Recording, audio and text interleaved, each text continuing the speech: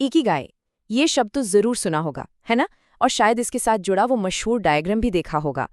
पर क्या हो अगर मैं कहूं कि जो कहानी हम जानते हैं वो असल में अधूरी है?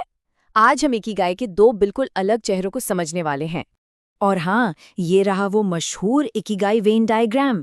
इसे देखकर लगता है कि बस जिंदगी की सारी पहेलियां सुलझ गईं।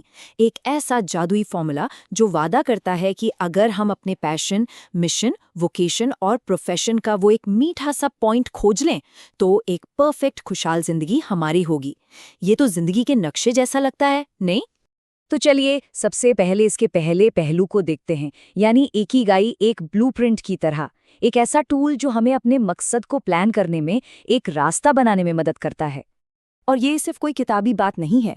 इस ब्लूप्रिंट मॉडल को हाल ही में एक असली एकेडमिक स्टडी में परखा भी गया, ये देखने के लिए कि क्या ये सच में काम करता है।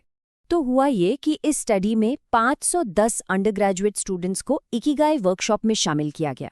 मकसद था उन्हें अपना एक पर्सनल मिशन स्टेटमेंट बनाने में मदद करना, मतलब ये पहचानने में कि उनकी अपनी खासियत क्या है और वो दुनिया में क्या करना चाहते हैं।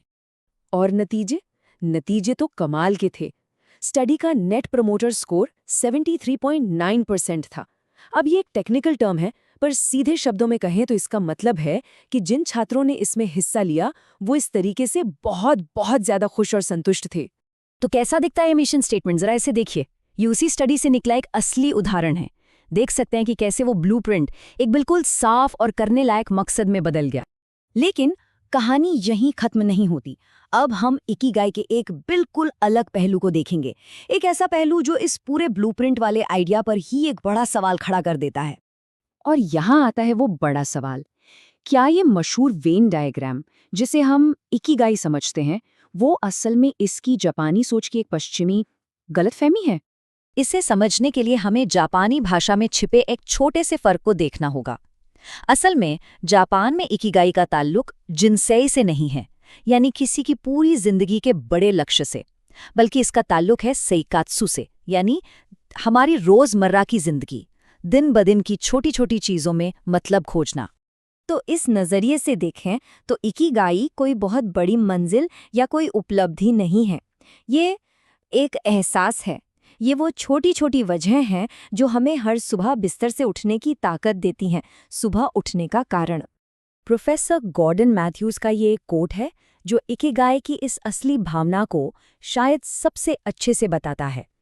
ये किसी बड़े प्लान के बारे में नहीं है, ये बस जिंदा होने की उस खुशी को महसूस करने के बारे में है। तो सवाल ये उठता है कि इस एहसास वाले इकिगाई को अपनी रोजमर्रा की जिंदगी का हिस्सा कैसे बनाया जाए, इसे जिया कैसे जाए। लेखक केन मोगी इसके लिए 5 बहुत ही प्यारे स्तंभ बताते हैं, जैसे हर काम में छोटी शुरुआत करना, खुद को जैसे हैं वैसे ही स्वीकार करना, यानी खुद को मुक्त करना, और हाँ, छोटी छोटी चीजों में खुशी खोजना, और बस इस पल में रहना। ये इकिगाई को जीने के लिए एक प्रैक्टिकल गाइड की तरह है। और इसी से जुड़ी एक और खूबसूरत जापानी सोच है यूतोरी। इसका मतलब है अपने मन में वो जगह और शांति बनाना जिससे हम जिंदगी की सराहना कर सकें। ये दिखाता है कि इकिगाई को महसूस करने के लिए पहले हमें अपने दिमाग में सुकून के लिए थोड़ी जगह बनानी होगी। तो अब हमारे पास इकिगाई के 2 चेहरे हैं जो एक दूसरे से बिल्कुल अलग लगते हैं। आइए इन दोनों को एक साथ रखकर देखते हैं। तो आखिर इकिगाई है क्या?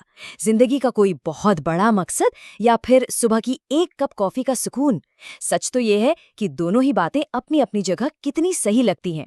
शायद इसका जवाब यह है कि ये दोनों विरोधी हैं ही नहीं। इन्हें हम 2 अलग अलग टूल्स की तरह देख सकते हैं। ब्लूप्रिंट मॉडल भविष्य की प्लानिंग के लिए बहुत अच्छा है, और एहसास मॉडल आज के पल में अभी में खुश रहने के लिए। इसे ऐसे भी सोच सकते हैं, एक हमें मंजिल तक पहुंचने का नक्शा देता है और दूसरा हमें सिखाता है कि उस सफर का मजा कैसे लिया जाए, हर दिन हर कदम पर। और शायद हमें दोनों की ही जरूरत है। तो आखिर में बस एक सवाल, क्या हो अगर इकिगाई कोई ऐसी चीज नहीं है जिसे हमें ढूंढना है, कोई पहेली है जिसे सुलझाना है? क्या हो अगर ये बस एक एहसास है जिसे हमें उन छोटे छोटे पलों में महसूस करना है जो हमारी जिंदगी को जीने लायक बनाते हैं?